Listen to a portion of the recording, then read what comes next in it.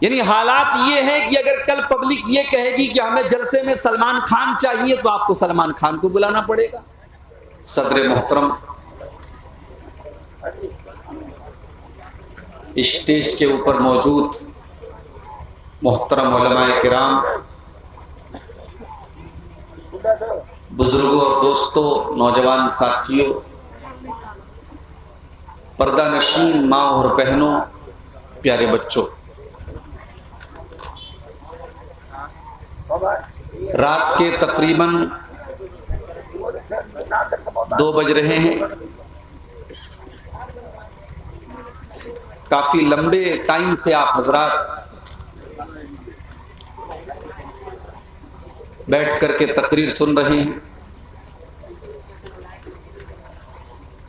پورے ہندوستان میں صرف اور صرف سیمانچل کا علاقہ ایسا علاقہ ہے جہاں عشاء بعد نہیں بلکہ مغرب بعد پروگرام شروع ہوتا ہے اور فجر تک چلتا ہے، اور لوگ بیٹھے رہتے ہیں، لوگ سنتے ہیں۔ اور یہی نہیں، جب تک پروگرام نہ ہو، جلسہ نہ ہو، لوگ چندہ نہیں دیتے مدرسوں۔ اب مدرسے والوں کی اپنی مجبوری ہے کہ ان کو اگر چندہ کرنا ہے تو جلسہ کرنا ہو، اور پھر جب یہ جلسہ ہوتا ہے اب پبلک کی یہ ڈیمانڈ ہوتی ہے کہ صاحب جس کو ہم چاہتے ہیں آپ اس کو بلائیے۔ اس بار سیمانچل کے جلسوں میں، کئی جگہ جلسوں میں نے دیکھا ہمارے اتر پردیش سے شاعروں کو بلایا جا رہا۔ ابھی کل ایک پروگرام میں تھا میں، وہاں عدنان پرتاپ گڑھی ایک بچہ ہے، اس کو بلایا گیا تھا۔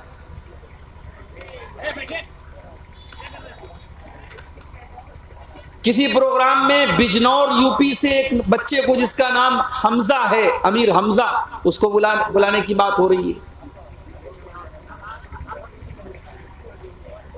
میں نے پوچھا کہ بھائی یہ جلسہ ہے، دینی پروگرام ہے،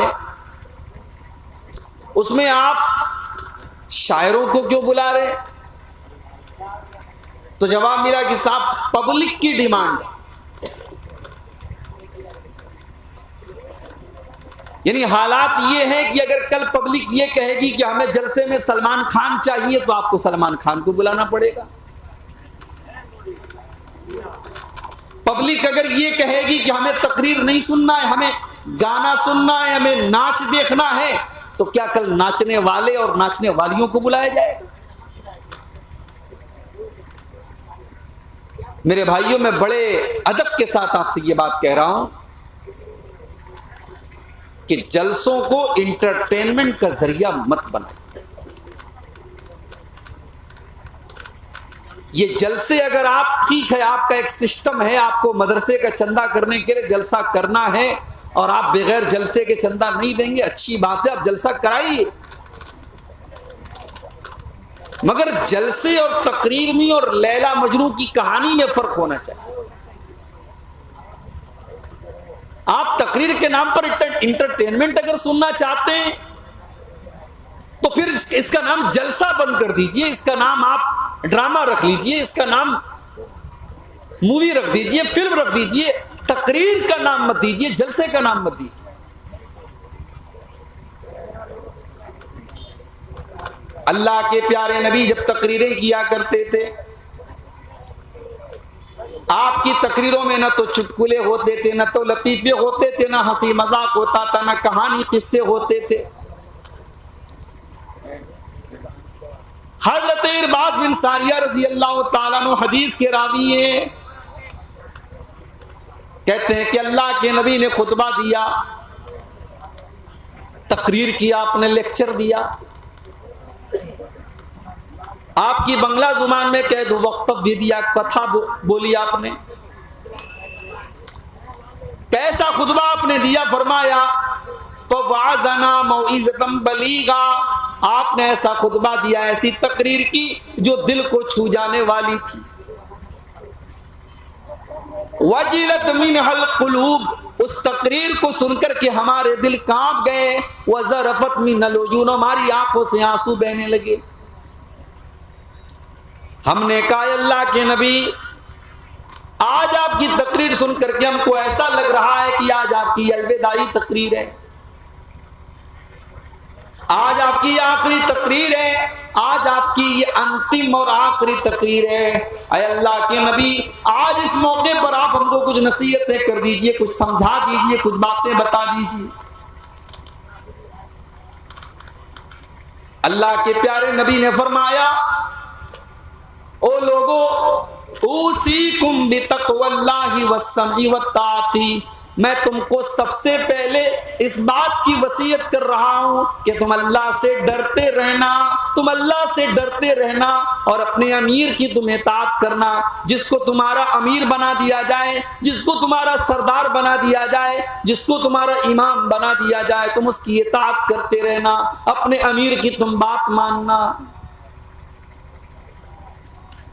کسی حبشی غلام کو بھی اگر تمہارا امیر بنا دیا جائے تم اس کی بات ماننا، نافرمانی مت کرنا.